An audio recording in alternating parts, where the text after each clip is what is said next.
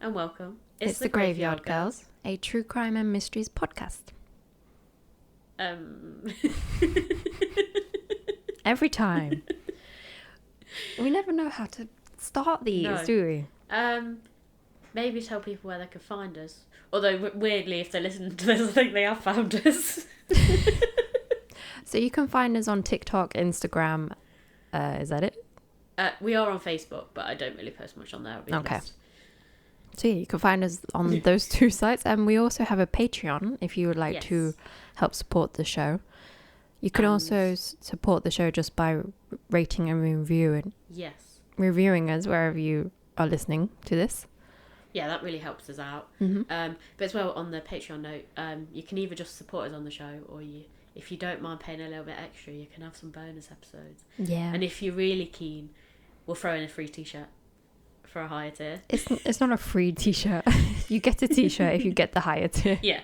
But it's not a free t-shirt. It is a reward. It's a reward. A free for putting t-shirt. up with us. Yeah, I think people are putting on with us at this point. Yeah, I think there might be. But yeah, if that's what you want. And the t-shirt will be exclusive to Patreon, so it won't be available anywhere else. Yeah. We have mentioned in the past that we are looking into merch. We are still looking into merch. Yeah. We've got plenty of ideas. You can also find us on Etsy. Yes. Is it the Graveyard Girls Co? Yeah. I think. So it's just some of our artwork that we like to draw. Yeah, we're sort of thrown together. Yeah, it's not really linked to the podcast, but we're doing it together, so we thought may as well. Yeah, throw it out there. Why not? Yeah. Because we're poor. That is true. We might as well be honest. Yeah. But you can also listen on Spotify, iTunes. You can also listen on our own website, which is thegraveyardgirls.co.uk. Yeah, and if you go, as soon as the homepage comes up, if you click on to listen, it will redirect you to the page. Yes, and I have noticed we have had some subscribers on our own website, so thank you. And you can also recommend us cases if you want us to do any that you have in mind. Yeah, if there's any missing or you think that we might enjoy as well, that we might find interesting to cover, we're always open to that. Yeah, you can always leave a comment under our Instagram post, or you can send us an email directly at thegraveyardgirlspod@gmail.com. Yes. I think that's all of the ways you can get to us. Get to us, that sounds a bit sinister. Or you could just find us in a graveyard. I mean, that's true. I went for a walk yesterday. I did go for a graveyard. See? Yeah. Hanging out with the dead people. Well, you could say that we are dead, so yes. Yeah, dead inside. It's fine. Yeah. So anyway. Yeah, on that note, what have we got today, Natasha?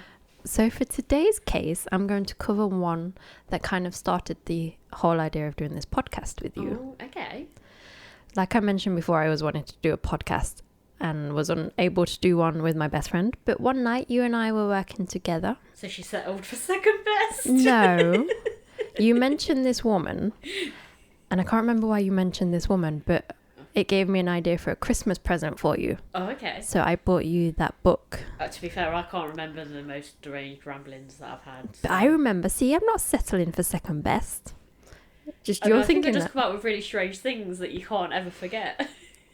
Maybe, but when you mentioned this person, and then I was like, ooh, and then I thought of the book, and then was it after Christmas or before Christmas I mentioned the podcast idea? It was just before Christmas, I think. Yeah, because then I was like, oh, your present links to the idea of it, and it was the Bad Women of History I got you. Yes. So yeah, that gave me an idea of doing the Graveyard Girls with you, and luckily so far you haven't covered her. Okay, good. Hopefully you haven't beat me to it. Yeah, I have beaten you to it. And I know she's definitely in this book, so I won't tell you straight away who this lady is. Okay. She's well known because of the supposed crimes she had been accused of. But did she actually commit them, or were these rumours started to sully her reputation and it stuck ever since? So, she was born into prominent Protestant nobility in Hungary in 1560. Okay. Her family controlled Transylvania, and her uncle, Stephen Báthory, was king of Poland. Okay. Now, by the king's last name, I'm sure you probably know who I'm going to be talking about I today. have an idea. I think I vaguely remember skimming over her. Elizabeth Báthory. Yes. And she's the countess who bathed in virgin blood to stay youthful and beautiful. But is this true?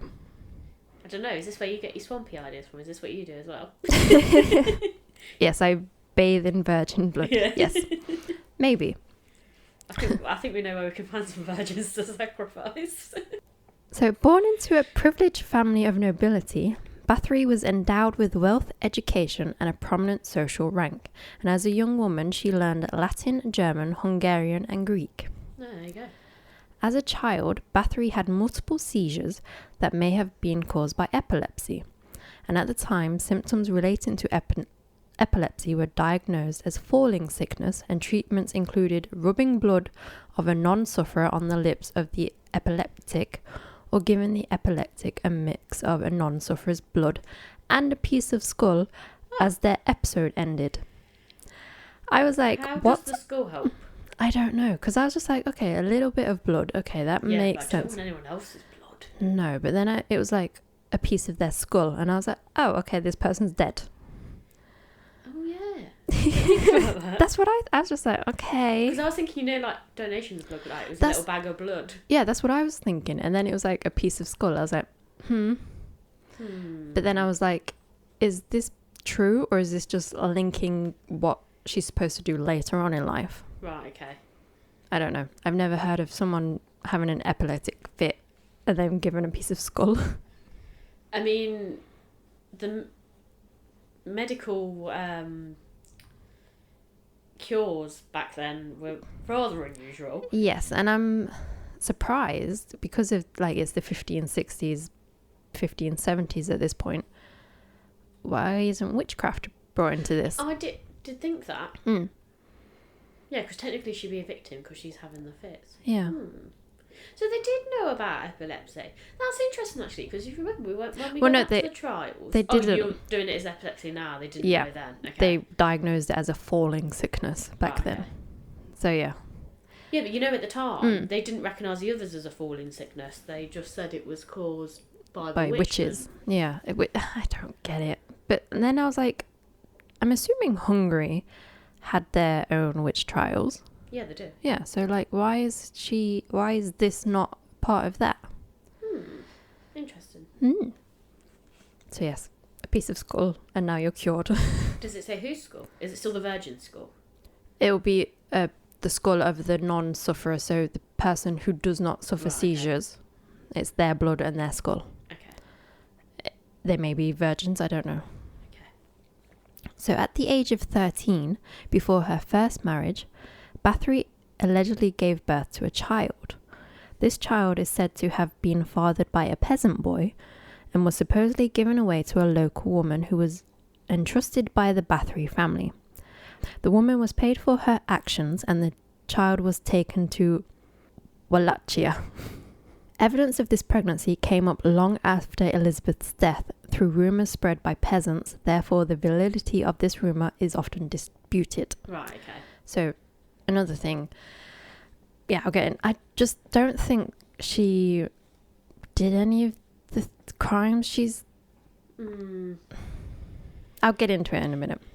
So in 1573, Báthory was engaged to Count Ferenc Nagydusdy, a member of the Nagydusdy family, and it was a political arrangement within circles of the aristocracy. Which it so commonly is at yes. the time. So on May 8th, 1575, she married Nagydusdy and subsequently moved to Castle Kastosty, a wedding gift from the Nagydusdy family. It is said that Nagydusdy's mother gave him this castle and then he gifted it to Báthory as a wedding gift. Oh, I wonder what gift it is. I'd get married if someone gifted me a castle. I know, can you imagine? That'd be quite nice, wouldn't it? It'd be quite an incentive, actually. That's where men are going wrong these days. There's no castles left. So in 1578, 3 years into their marriage, Nagydusdy became the chief commander of the Hungarian troops, leading them into war against the Ottomans. Báthory managed business affairs and the family's multiple estates during this war. This role usually included responsibility for the Hungarian and Slovak people, providing medical care during the Long War, which was between 1593 and 1606. And Báthory was charged with the defence of her husband's estates. There were several instances where Báthory intervened on behalf of destitute women, including a woman whose husband was captured by the Ottomans and a woman whose daughter was raped and impregnated.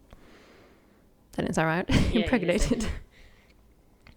Báthory's daughter Anna Nazdezhdé was born in 1585 and was later to become the wife of Nikola Zrinski. Báthory's other children include Orsiska, who was born in 1590 and would later become the wife of István II Benyo, Katerina, who was born in 1594, Andras, who was born in 1596, and Paul, who was born in 15... You got all these really complicated names pronounced, and you got Paul. It's like pronounced P-A-L, but then in brackets it's Paul, so I think he goes by Paul, and he was born in 1598. Some chronicles also indicate that the couple had another son who was named Miklaus Nazdezhdé, although this cannot be confirmed, and it would be that he was simply a cousin or died young, as he is not named in Báthory's will from 1610. Okay. She popped up quite a few kids, though. Yeah. And, like, with her past of her being, like, helping all these women while all the men are fighting, I don't see how that relates to, like, her in later life. Yeah. Like, I don't know. I think I know why she's known for that. So anyway, George Nazdezhdé is also the name of one of the deceased Nazdezhdé infants, but this cannot be confirmed. All of Elizabeth's children were cared for by governesses, which is normal for royal or wealthy families at this time, especially if she's busy trying to, like, run the estates where her husband's away. She's also popping kids out quite frequently. So. I know, because, like, is he just popping back for a little time so they could have a baby, or is he not? I don't know. Are they his? That's what I was wondering. So, Ferenc Nazdezhdé died on the 4th of January 1604 at the age of 48. Although the exact nature of his illness which led to his death is unknown, it seems to have started in 1601 and initially caused debilitating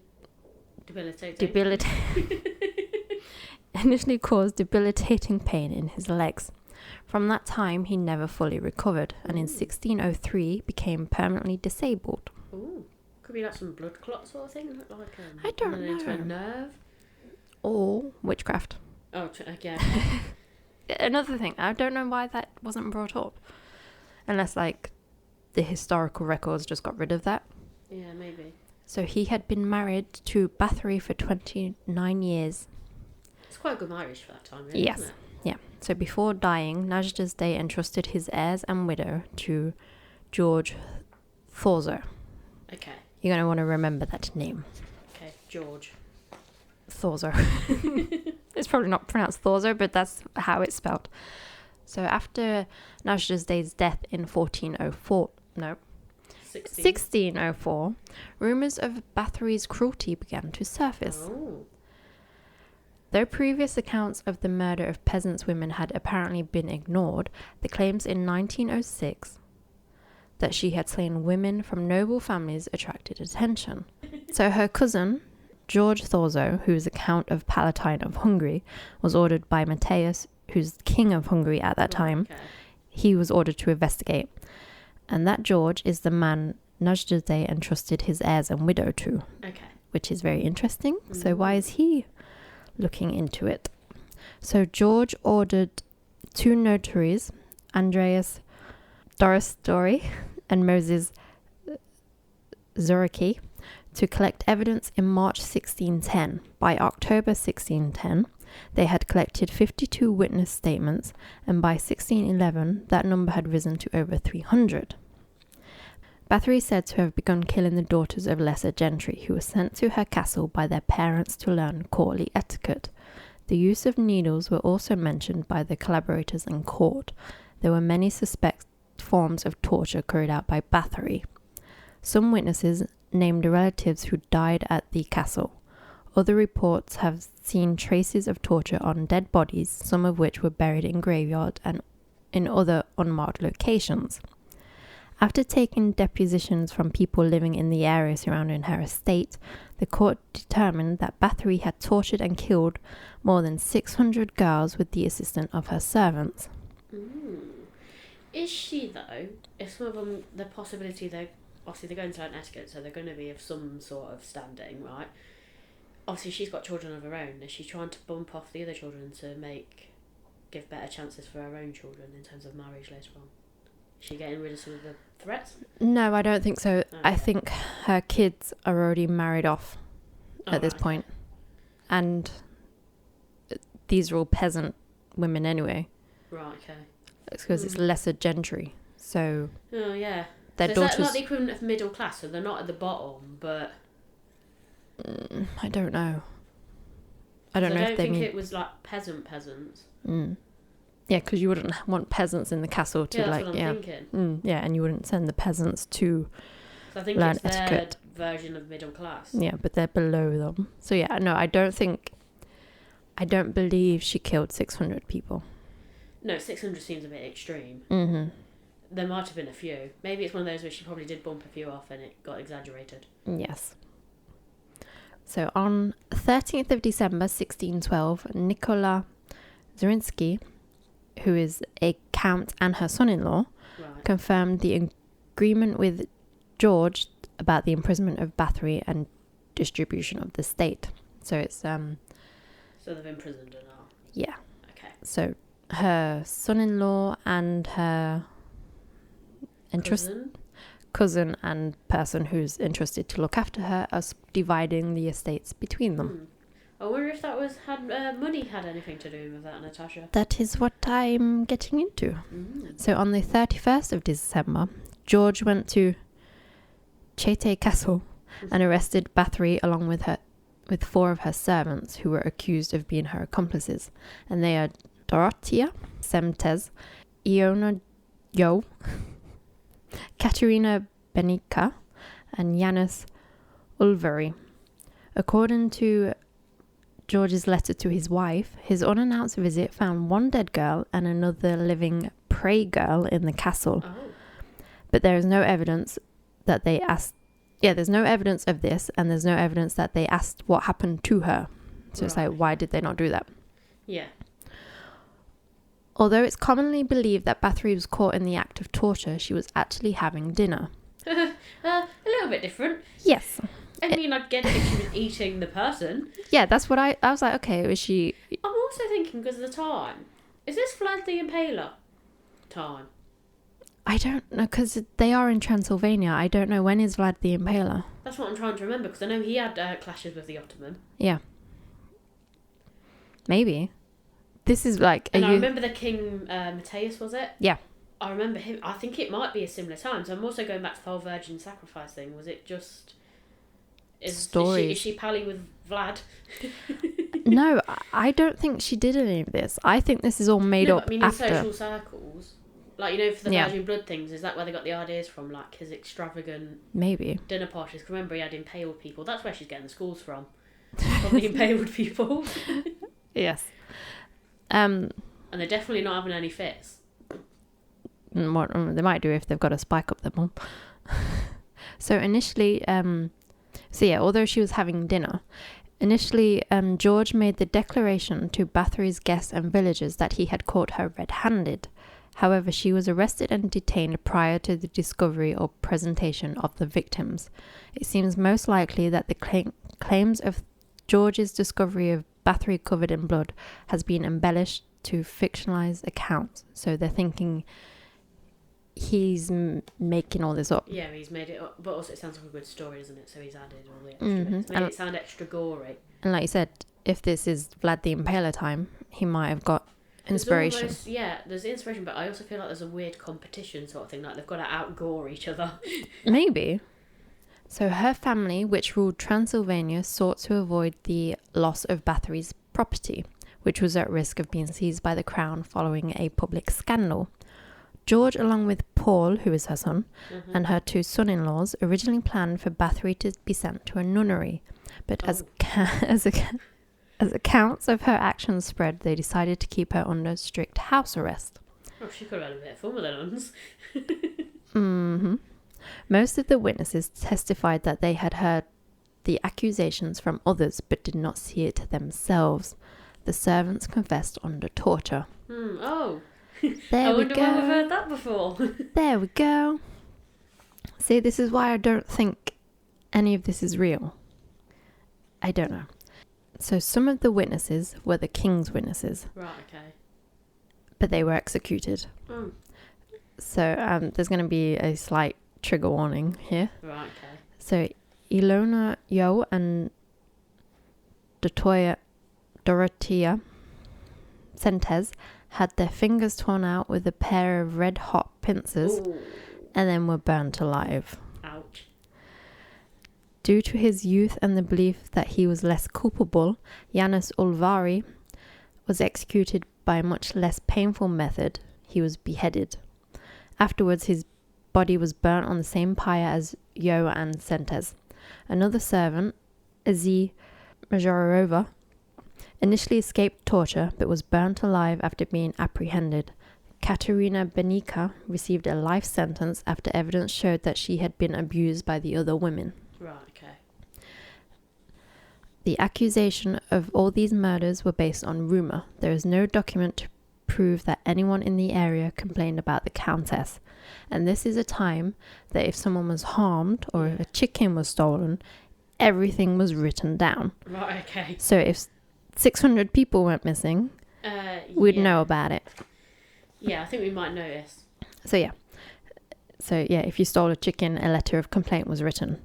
2 trials were held in wake of Báthory's arrest. The first was held on the 2nd of January 1611 and the second on the 7th of January 1611. The highest number of victims cited during the trial of Báthory's accomplices was 650, but this number comes from the claim by a servant girl named Susanna that Jakub Ulvási, who is Báthory's court official, had seen the figures in one of Báthory's private books. Okay. The book was never revealed, and Ulvási never mentioned it in his testimony. So it's like, if that's the evidence, provide it in court. Yeah. So I don't think she actually did what she is accused of. So on the 25th of January 1611, George wrote a letter to King Matthias describing that he had captured and confined Báthory to her castle. As George wrote, Elizabeth Báthory was locked in a bricked room, but according to other sources, and this was written down by a priest, we know we can trust them, she was able to move freely and unhindered in the castle, more akin to house arrest. So why is he contradicting what's happening? Yeah. So I think George has something to do with some of these accounts. So in the last month of 1614, she signed her arrangement in which she distributed the estates, lands, and possessions among her children.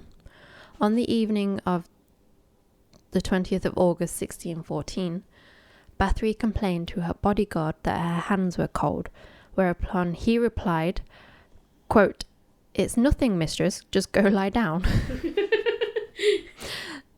She went to sleep and was found dead the gloves? following morning. She died. I don't know, maybe her circulation didn't work. She was just cold. And then she was buried in the church of Cheste on the 25th of November 1614. But according to some sources, due to the villagers' uproar over having the Countess buried in the cemetery, her body was moved to her birth home, where it was interned in the Báthory family crypt. The location of her body today is unknown, but it's believed to be buried deep in the church area of the castle. So several authors argue that Báthory was a victim of a conspiracy. Sounds quite likely. Yes. So author Laszlo Nagy argued that the proceedings against Báthory were largely political motivated, possibly due to her extensive wealth and ownership of large areas in the land of Hungary. And then this increased after the death of her husband. Yeah. So she controls a lot of land, and she's a woman. Yeah, we can't have that. No. So the theory is consistent with Hungarian history at the time, which included religious and political conflicts, especially related to the wars with the Ottoman Empire, the spread of Protestantism, and the extension of Habsburg power over Hungary. Also, the king, Matthias, owned a large debt to Báthory, which was cancelled after her arrest. Oh, interesting that. So yes. So the most common idea that we have of the Countess is bathing in virgin's blood to retain her beauty or youth. This legend appeared in print for the first time in 1729 in the Jesuit scholar Laszlo Tragedy Historia. This was the first written account of Báthory. Right, okay. Also, how does the virgin blood keep you young? I'm a bit confused. I think it's because it's supposed to be pure. Oh, okay. I think. Get it. What is it in the blood? I don't know. Because you know, like people have like mud things, and it's more to do with like the lack of like toxins and stuff in it. Like it actually helps your skin. I don't see what it is in the blood that. Unless it's iron. You know, like if you were iron deficient, obviously that gives you like dark circles around your eyes. So she absorbed more iron. Does she? You know, like she might look bright. Like instead of having dark circles under her eyes, she doesn't anymore. So like, woo, she looks really youthful. I don't know what it is. I think, like the authors and historians say, I think it was a conspiracy because, like, the king had a debt to her, and then all of a sudden it's wiped clean just because she's arrested. Yeah. She has all this land, and then she gets more land because her husband's suddenly dead. Yeah. The person entrusted to look after her and those lands looks into whether these crimes, which kind of seem to come out from nowhere. Yeah. And it's all hearsay. It's all hearsay. But there's a book, but we can't show you the book. She's murdered all these women. Yeah, no. It is a very witch style sort of case. Yeah, and it's like, it is weird that, like you said, I think this is maybe around the time of Vlad the Impaler. So this is probably where George got his ideas from. Yeah, I do. It does sound quite Vlad-esque. Vladish. So the story came into question in 1817 when the witness accounts, which had surfaced in 1765, were published for the first time. They included no references to bloodbaths. Oh, right, okay. I thought it was going to say, yes, she didn't even exist. And as this is a time when, like, literally everything from a chicken being stolen to you looking weird is written down, why is there no mention of bloodbaths? Yeah, it's cool. I think, and I still don't get how the whole blood thing keeps you youthful. The only thing I can think of is if you sort of absorb it, like it's the iron you get from it. I think it's linking back to the area. It's Transylvania. What comes from Transylvania? Apparently vampires. So it's like... Yeah, vampires and blood, yeah. Yeah. And in What We Do in the Shadows, they say... It's like... They answer the question of like, what is it with virgin blood? And it's like, if you have a sandwich, you would like to know that the sandwich not been fucked. So it's the same thing with blood. That's the only reason why I can think of it. But yeah. I don't think she definitely didn't commit those crimes. No. Especially when it's like, to begin with, she was like helping all these women, these destitute women. Yeah. And then all of a sudden, she's starting to look old. So now she's bathing in their blood. Yeah, no, I don't get that. It's a bit, what's the Disney one where she takes the hearts or she kills, say youthful? The Snow White? Yeah, that's the one. The witch in the Snow White? Her stepmom? I can't remember. Yeah, it is a stepmom. Yeah. It's a bit like that, isn't it? I think that's the thing. Let's compare Vlad and her. I'm sure Vlad was a similar time. He might have been a bit earlier, but I'm sure he was about the same time. No, I think you're right. Oh, we've got some... Are they related? Let's see. Oh. They're not. Separated by more than a century. Oh, are they? Yeah. Yeah. Oh, okay. I was wrong then. When was he? Right, Vlad the Impaler. Oh, wait, no, he was late 1400s. Oh, okay. Yeah. So yes, I think so. Yeah, I think George Thorzo. I don't know if that's pronounced correctly. I think he just maybe.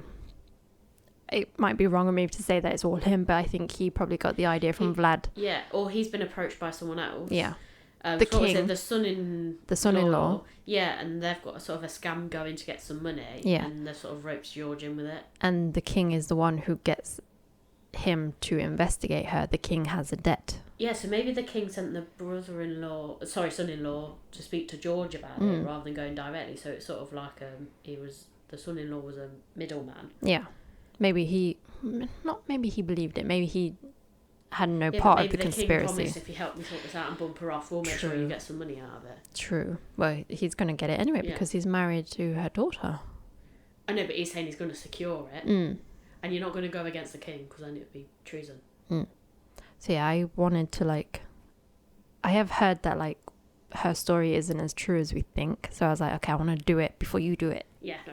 Because I was I remember looking over because I made a list of the ones that I kind of wanted to cover. And I've gone through some and I think, I've gone for the really mystery ones. That's the ones I can turn it into. So she could be technically a little bit folklore-y. Well, she's not. She was a real lady, person, but I think the story behind her is a bit folklore-y. Yeah. It is like your first ever episode where there's a mention of the person's name, but we don't really actually know anything about them. Yeah, and she was real. But I think she is a victim of a conspiracy to sully her reputation. Yeah, I don't think she killed, 600 women? Yeah, 600 or apparently 650 because it was written down in one of her books. Why would you write down? Yeah, what's she doing? Like a little, like a tally of each time she does it. Yeah, she's like, oh, I killed this person today, I bathed in their blood. It doesn't make sense. But also, that's a lot of blood. I mean, I know you probably need a significant amount of blood to make a bath. Yeah. You could probably have a bath from also, one that person, quite right? Strong, where you can smell blood. Yeah. I wouldn't like to bath in that. No, because you're not cleaning. You're just. Yeah, does it not stain when she gets out? And some of it's not all going to be liquidy. It'll clot. Yeah. Don't want a clotty bath. There. A lumpy bath. So yeah, I think she was a victim. Yes. I definitely don't think she did. She might have even done one thing that was slightly a little bit off. And then they've just exaggerated it. I mean, people probably did die at her castle, but that's yeah, for something else. Yeah. But people die at castles all the time. She may have worked peasants to death. I don't know, but I don't think she bathed in their blood. No. Especially when he's like, oh, I caught her in the act. And she's just like, I'm having dinner. Yeah, I know, that was really different. I said if she was eating the arm of the person, they were flayed on the table, and she was cutting into their arm, I'd be like, yeah, okay, fair enough. Yeah, that scene from It, where he's munching on her arm and then he waves with it. That's what she does. No, but I think. Well, she's got a Hannibal style sort of. Yeah, it's either one extreme or the other. I think Vlad, he did what he did. Yeah. And then. I think everyone else was competing. They've got to be the goriest. They're trying to outdo it. And they own Transylvania, essentially. Transylvania is Transylvania. I think what it was. They were just trying to be the next big thing. Yeah. And, they wanted to be remembered in history. I mean, technically they've done it, because we do remember whether the story's right or not. But we remember the wrong account. We don't remember her. We remember her name. We remember a crime that she probably didn't commit. Yes. But at least we've accepted that she probably didn't commit it. Rather than going, yeah, she definitely did it. That's why I wanted to do this case. So people kind of know about it, but only know her for that. Yeah. I wanted to be no. Yeah. It's more likely. Curve it. Yeah. Not reset it, but. Get it out there so people talk about it and be like, okay, maybe she didn't do this thing. No, very interesting. Thank you. I think that's us done for today. It is. So, in the meantime, keep creeping. We'll keep digging.